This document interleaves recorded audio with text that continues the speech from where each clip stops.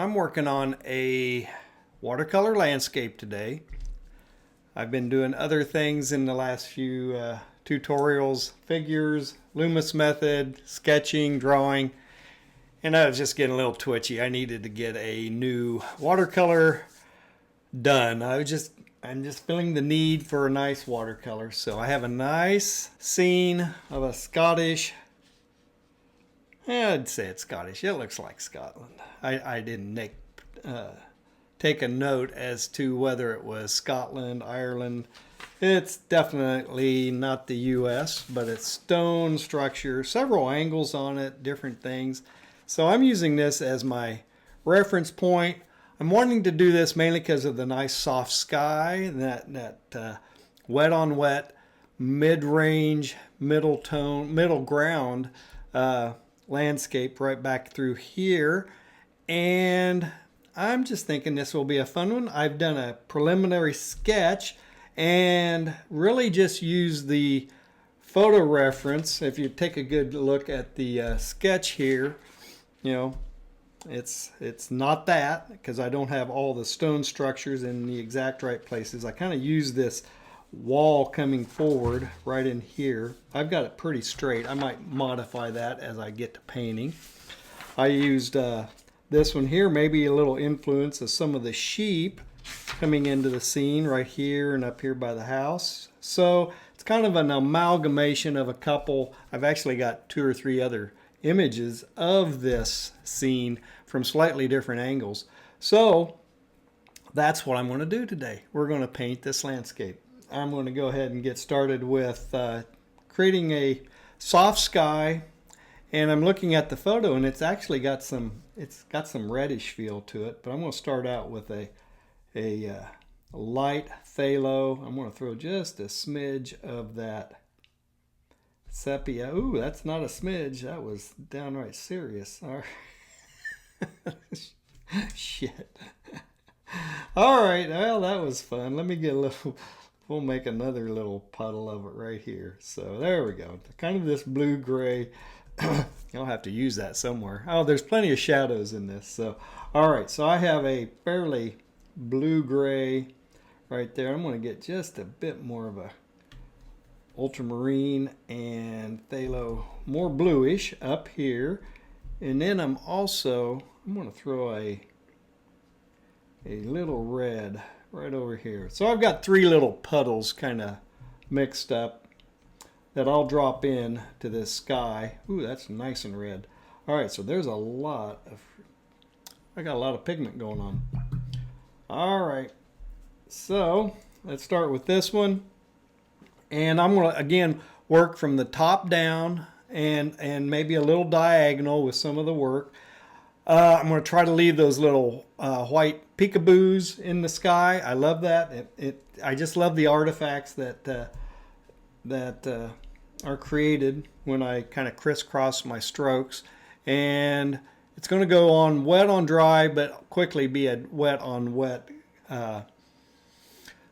solution in the sky. And hopefully all the wet on wet will be doing the work. So here we go. We'll just kind of drop in here. I'm working on a Strathmore paper again, real quick, deft strokes. I'm going to throw a little color in there now and more blues, and we'll just keep pulling it down right down here to the horizon, work around, get a little more of that red.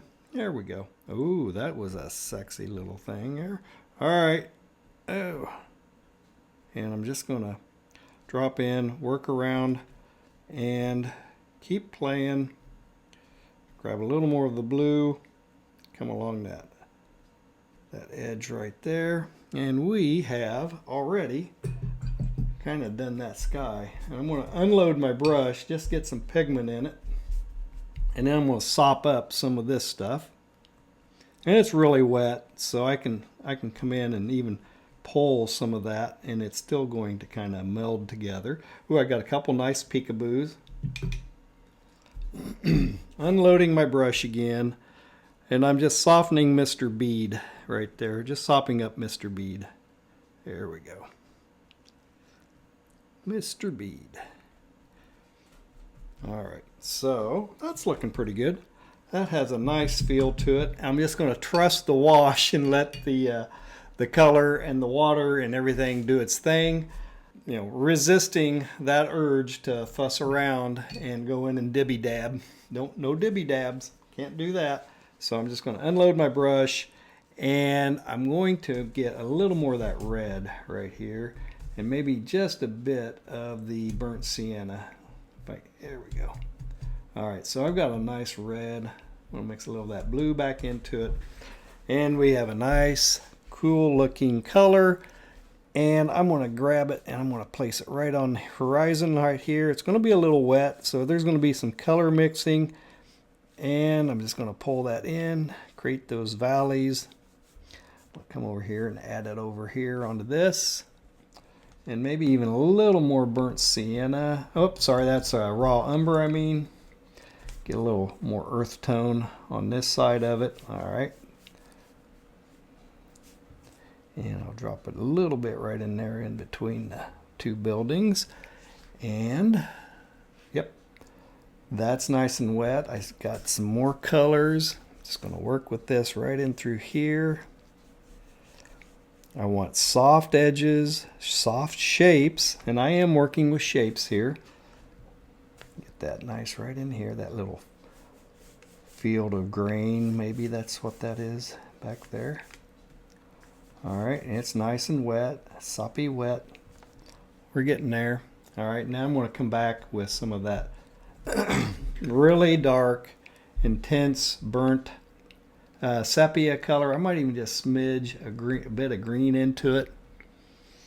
And I'm just going to drop a little bit right in here, right around that wall as it curves around the road. All right, it's very wet, so none of this is going to have a hard edge. Drop it down over here as well. And I'm going to start it right up here as well.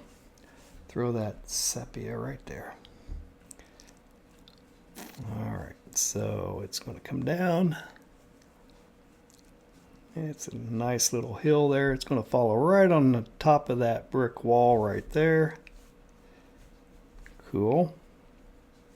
All right, get some color going there. And then I'm going to introduce some more green. Come on. A little more green. Come on, there we go. Now we got some green in there. A little darker. There we go. Oh, yeah. Now we're talking. All right, so do that. And that's all going to be moving around. I'm going to come back, unload my brush a little bit, and I want this last little triangular shape. I'm going to kind of do some textural work right in there. Get right along Mr. Bead. All right, right up there. Come on. Cool. Right there. And it's going to be kind of a pale color. It's going to be the same thing, just a lot paler. Right in here. I'm just going to throw another hill. Right there. We'll see what it looks like. May have to do some more with it after it all dries. This is looking nice. So just some nice. I'm going to get a bloom there if I don't mess with it. So that's all right. I kind of want the bloom is actually going to create some textures there that I don't mind. So, and again, it's all something that I can work with and mess around with when we get to that point. So that's our sky, middle ground, and we're now coming up towards the foreground and all the action that's happening in there. And it's looking a lot more intense. It's not going to be as muted, so I'm going to mix up some. Actually, what I was doing, I'm just going to use my fan brush just to kind of reactivate those splatters, and then I'll just mop them up right like that. Let's go. There's some nice things starting to happen. Very, very cold feeling in the sky with those muted grays. And I'm going to get my little mop and mix up some more intense colors. I want to get a little bit of that burnt umber, a little more of that yellow ochre, much more intense, not so much tea, a little more of a coffee consistency. And I'm also going to have, I think, I'll mix up a little puddle of it down here with a little more intense green to it. I think what I'm going to unload my brush. I got my puddle there that I want. I got this. And I'm going to add a little more of a kick in the pants with the, it's very damp there, but I'm going to throw that really intense yellow ochre right there and just let it do its thing. Even though it's wet, I don't care. I think it'll do some fun things right along that edge. All right, and we'll throw that right there. And maybe just a smidge of it in between those boards or those rock walls. I think they're boards. Wooden fence right there. All right, and get a little more of that green. All right, and now we're going to come after some of that stone wall, just dropping in colors, shapes, irregularities, peekaboos. Get some more of that sepia right up there. And I'm looking here, we kind of got a road right there. So I'm going to go ahead and drop in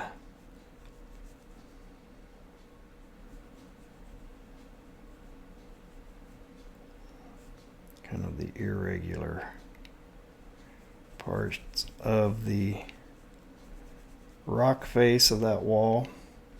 Throw in the greens again. All right, just blocking more intense colors, foreground colors. And we'll do it right up here as well. Kind of a yellowish green right up there.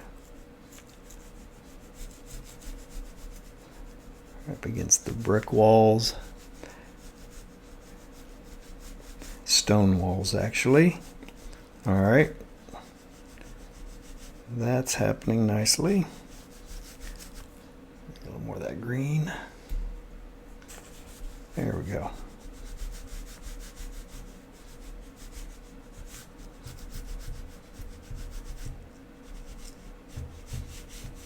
All right. And let me get a little more of that yellow ochre.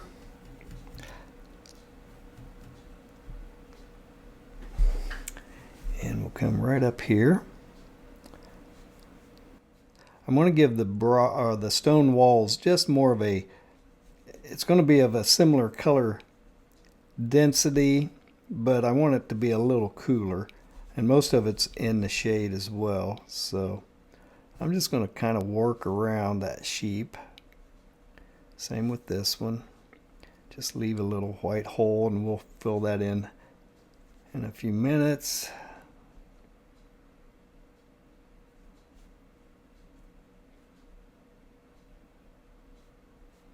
Okay, I lost the other one. I think I painted over him. All right, we'll have to rescue him. We'll have to dig him out of the grass here. All right, so really just blocking in some really fun colors. All right, there's the road coming off right by the farmstead. And it's very, very wet. That's okay. I'm going to get a little more of the burnt sienna. I'll just drop that onto the face of the structure, onto the brick.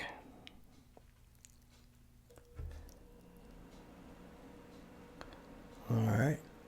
Maybe throw a scratch of it across here like that. That's going to be in shadow, so it doesn't have to be perfect. I'm going to throw just a dib-a-dab of it out here. All right, and I'm just going to throw a bit of it over here as well. Then I'm going to go back to the green. That roof line is very green. All right, this whole side, I'm going to pick up a lot of that. I'm not too worried about the colors interacting there. If they mix and meld, I can definitely come back in stage 2 when we're starting to identify the more specific shapes. And we'll regain the structure.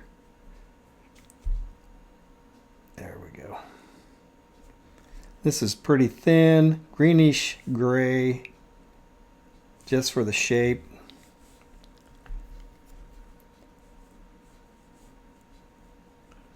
All right, cool.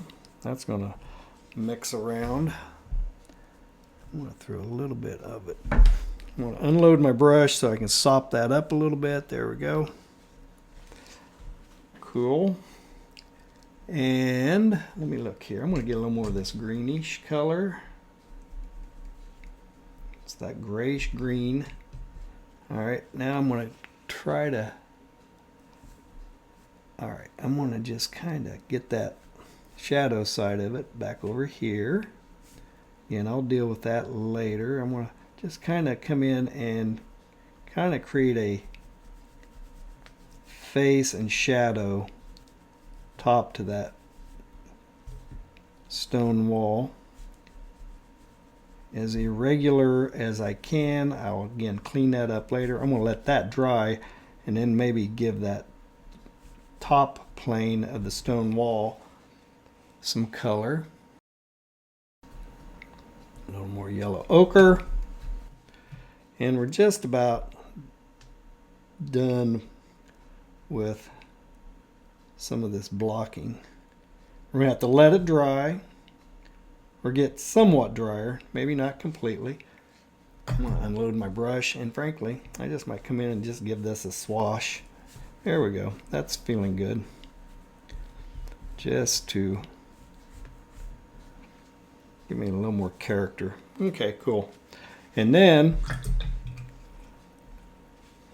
I'm going to get a little more of a, actually I want to use this burnt, or that sepia down there. I'm going to just give it a bit of some coolness right there. All right, and that's going to be, I'm making a pretty thin mixture of this. This is going to be my road color. All right, so I'm just going to come in, and it just looks like a big old wet muddy mess, doesn't it? All right, so unload, just drag it out. There we go. I have everything blocked but the sheep. I've got one little sheep kind of buried in here. I'll rescue him as soon as everything dries. Got some interesting things happening over here. Again, this will probably need maybe a glaze or two of some colors just for some specificity. There's going to be maybe a little tree, a copse of tree right back on that that hill, that little valley in between the two hills. So, all right, so we're at a point where we need to dry and see how it goes. We'll get started in a second. We're back, and the piece is dried. It's got a little wet spot still down here in the corner that Mr. Bead was kind of a big puddle there. I didn't get sopped up before I quit. Got a nice, soft, cold feeling sky. Got a nice color variation going on in it. A couple blooms over here. I think they work. I'm not going to worry too much about them. And right now we're going to work into phase 2, and we're going to kind of rescue this mid-range area, this middle ground, where I need to add just a smidge of some very light definition for some of the hills and maybe some tree lines and things like that in the background. And then we can come in and really start pounding on getting the detail and the structure set on the foreground of the painting, with the rock wall, the road, the sheep, the stone around the house, and all the detail on the house. So that's where we're going to go. Let's see how it goes, and we'll get started.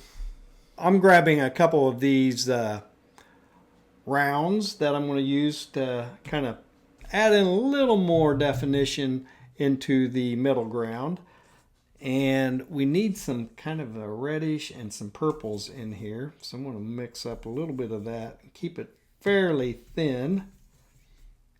And we'll start defining just a little bit of the landscape. So I want to kind of draw it in and then just feather it out and soften it out. So there's a bit of an edge, but it's going to be soft and make a transition. I'm going to put just a bit of it now down here on the lower end of it, and we'll feather it up the other way. So I've got a little bit of a definition. Foreground hill and background hill.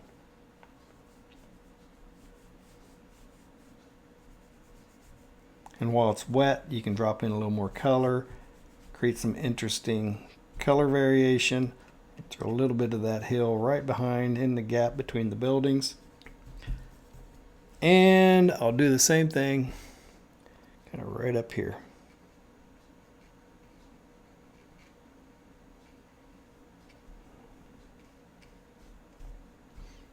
Feather it out. All right, and then right down here in this valley between the two, I want to throw a little more of that color right in there. Feather it out. So I got a pretty good definition between the two hills.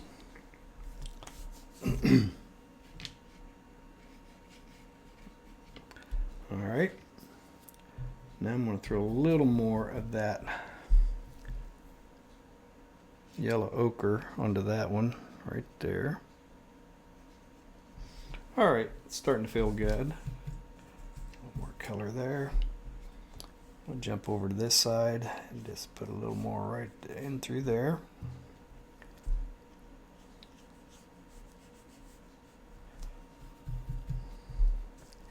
And I'll throw just a smidge of it right up here.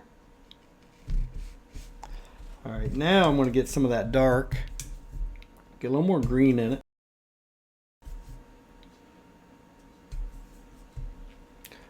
Thin it out a little bit. Okay, and we'll just come in and kind of scrub in some textures.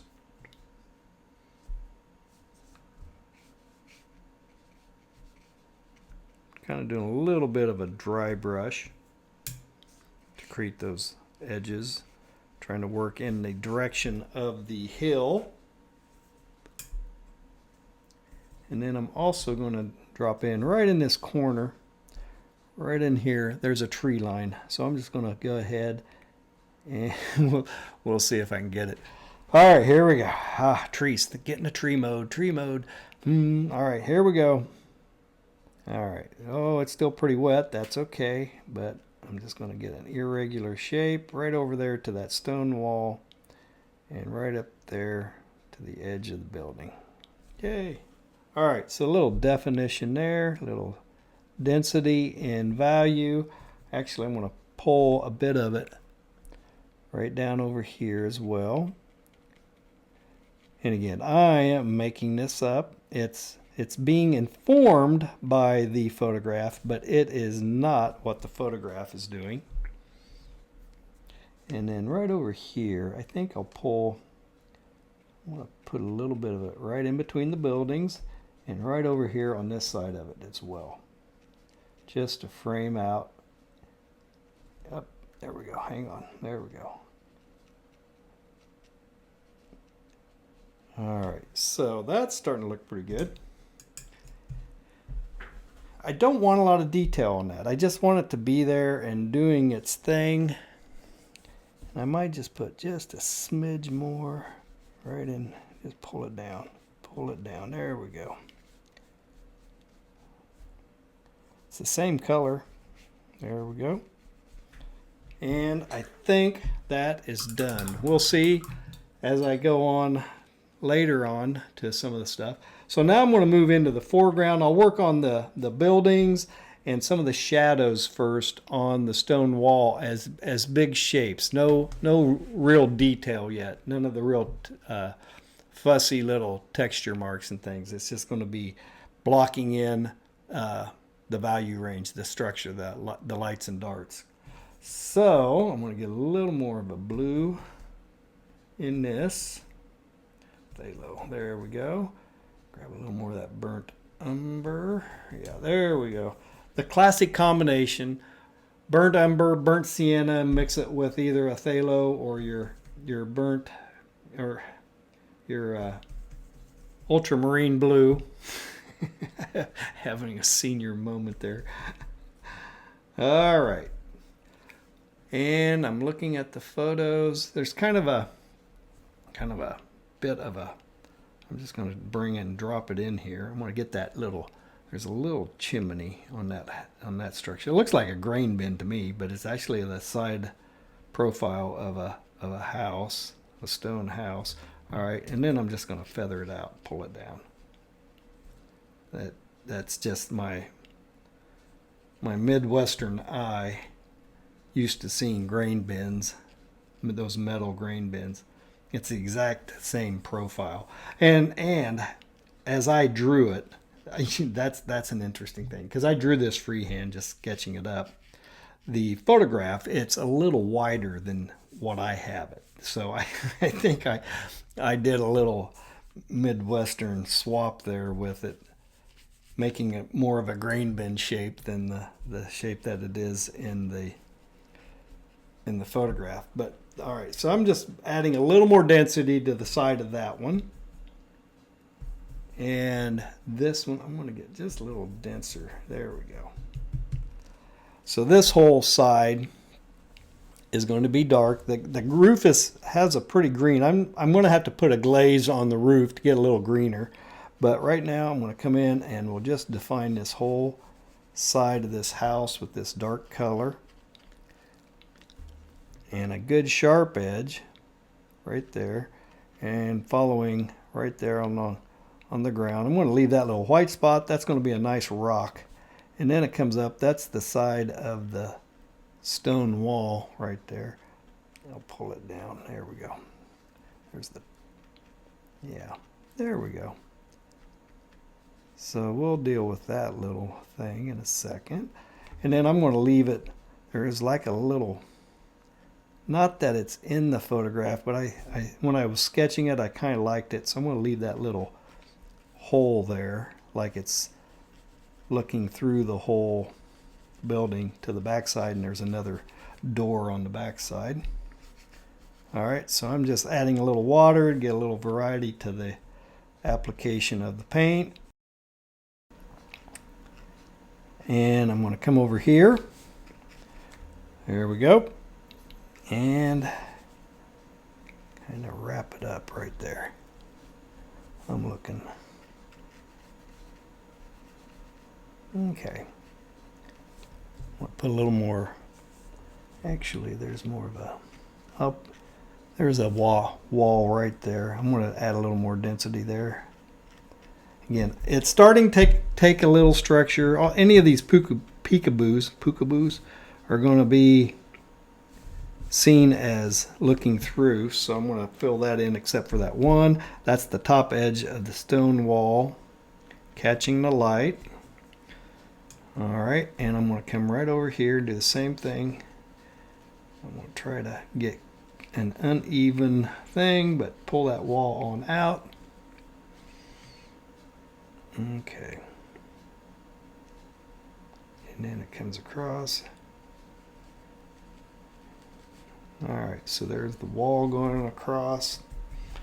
This fence post leaning up against the wall. Give it a little structure there. A little more density.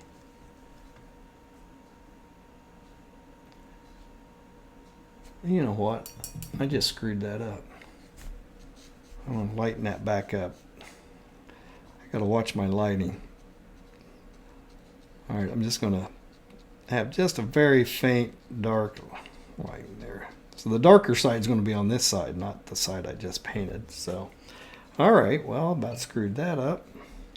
Let's get this rock wall over here.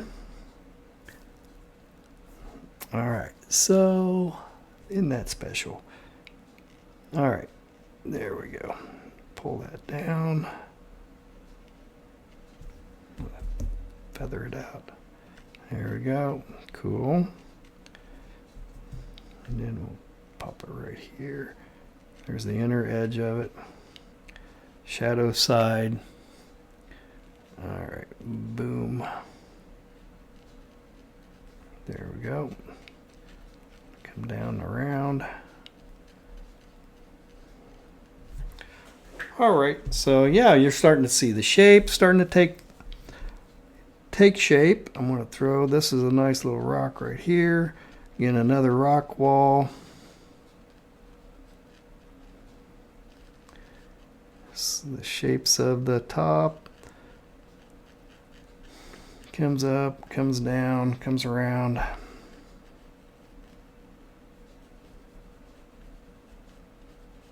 There we go. Cool. And it's starting to read.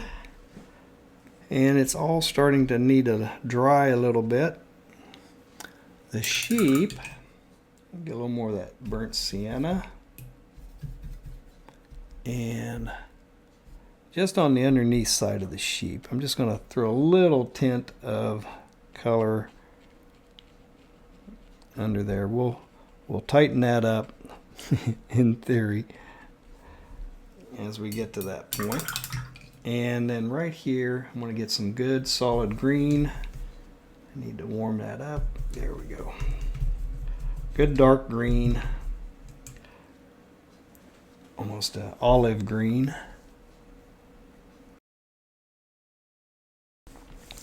I'm going to kind of define just that edge of the road. With some darker color, just a little structure. And that's starting to work. Same thing on this side. Pull it up a little higher.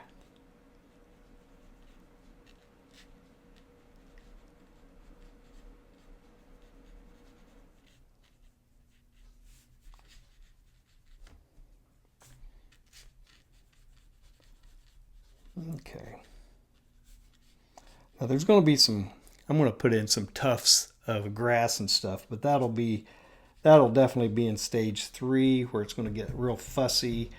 The longest portion of the painting is that stage 3 when you're really kind of, well, I always related it to, you know, you have to take it to the state of absolute chaos and rescue it and bring order out of the chaos. That's the way I always seemed to feel when I was painting with gouache. So I probably learned a lot of bad habits of doing that. But the chaos is where a lot of the interesting things happen. So you just got to learn to kind of roll with the punches. I'm going to go ahead, load up my brush. I'm just going to dry brush this little area here just for some texture in there. It's nice and dry. All this is kind of wet and stuff. So I'm just going to come in and just add some textures coming forward. I'm going to unload my brush. That was a big old swipe, wasn't it? There we go. Try not to destroy my peekaboos. There we go. So that's starting to look pretty good. Now I'm going to put just a little more burnt sienna onto the top of this rock face. in kind of a scrubby manner, just to get a tone to it. Especially in the foreground, it'll be more, I want to make it a little cooler as it goes off into the background. But just to knock down some of those highlights. I want some of them. I want some of those crispy, crunchy edges. But, okay. So that's starting to look pretty good. And I think I'm just going to have to let it dry for a few minutes. And then we can come over and start rescuing it and getting the contour and the structure and the detail plugged into it. So I'm still working on this type of a tutorial instead of a voiceover. So what happens is I'll get to painting here, focusing on getting the painting to work and do what I'm trying to get it to do. That my vocabulary, my speech section of my brain turns off, or can't even think of the right words to say to describe what's going on. So yeah. So this is wet on dry. I'm just, again, this is texture there, just visual texture. It just needs something. It's too plain. I'm going to throw it right in there against that shadow too. All right. But it's looking pretty good. It's looking pretty good. Everything just needs to kind of chill out and dry for a second. And as I yak, it might dry enough. I think maybe. That rodent feels pretty good. Let me get a little more. What's that color? Yeah, that looks like a Payne's gray or a black. What's this? That's the same. Oh, that's Payne's gray. That was a black. So, and that's okay.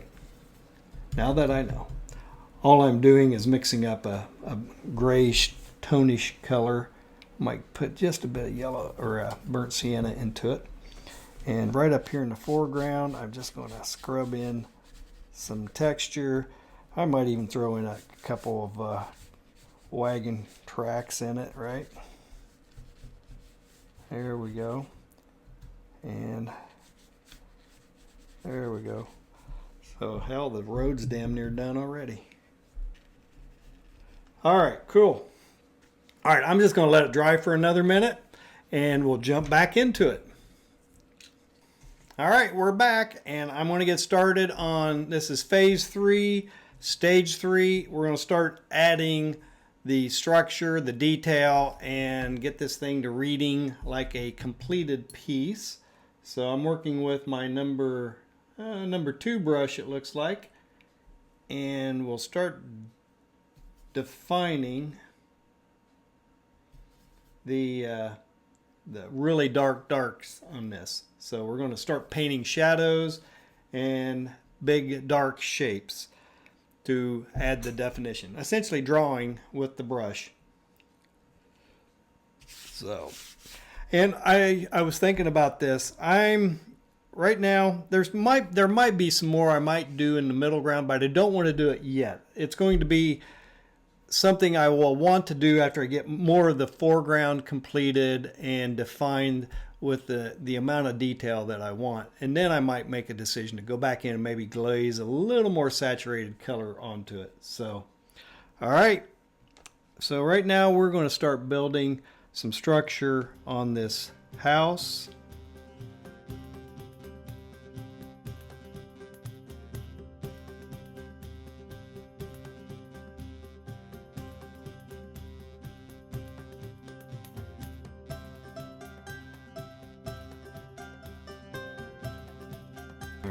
So, and we'll just start building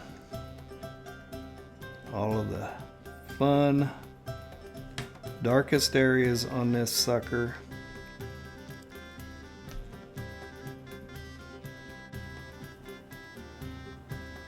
I'm going to go ahead and speed this up. This section is really just all of that fussy detail work, and it took forever to do. It lasted longer than I expected. So it's really just going through and drawing and painting, softening edges, adding in those crunchy texture flat brush marks on the surface of the of the buildings, adding the denser, darker contrast to the shadows, coming in on top of that rock face, that stone wall, and really just painting shadows at this point, just adding that contrast, that dark, that kick in the butt, that really is going to make the piece really kind of sing nicely.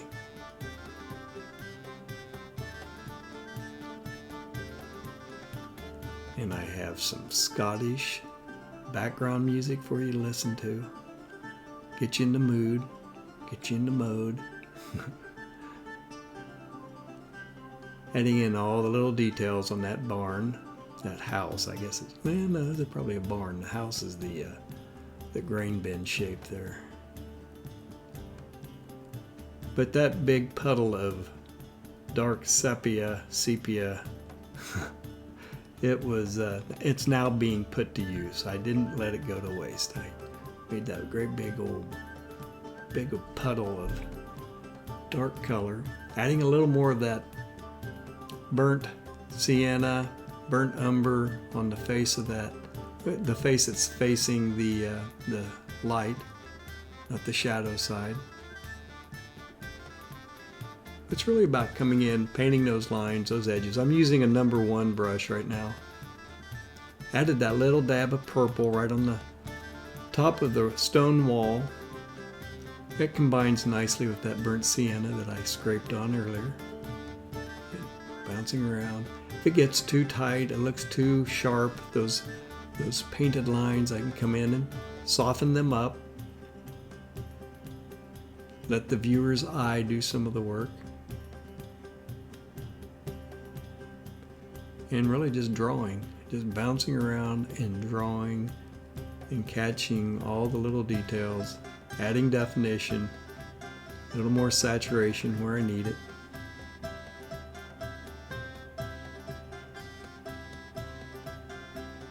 Now those are directional lines on top of the green grass there, just kind of giving the sense of the form of the ground, kind of curving down to meet that road. Okay, adding some of the wagon tracks to the road, a little more crunchy dry brush work there.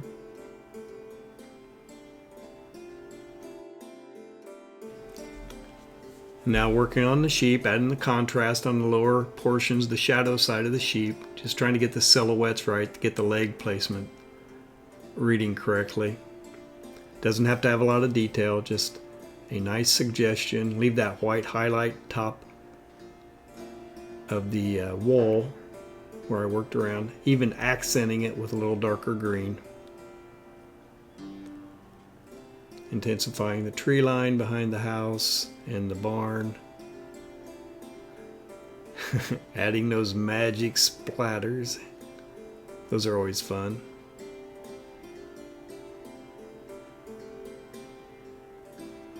And now just kind of bouncing around, just touching in details, adding in the fence posts in the background, a little more detail on top of the roof, and we're really kind of coming into the close of this piece. Slow it down a little bit. You can see just the final little dabs and touches of contrast and shadow. So anyway, there is a nice little country scene. Scotland, Ireland, one of the two, most likely Scotland. I'll have to go do some research and find out which one it was. So hey, I hope this tutorial was helpful. Give it a try, mess around with it. Again, don't be too concerned with it being exactly what the photograph is. You know, that's why the photograph does its thing and you're going to do your own thing, interpreting what the photograph has in the piece. So I'm kind of happy with this. I think my sheep will look really pretty good once I erase the pencil lines on it. Hey, if you got any value out of this video and this tutorial, please give me a like and a subscribe, and I'll see you in the next video.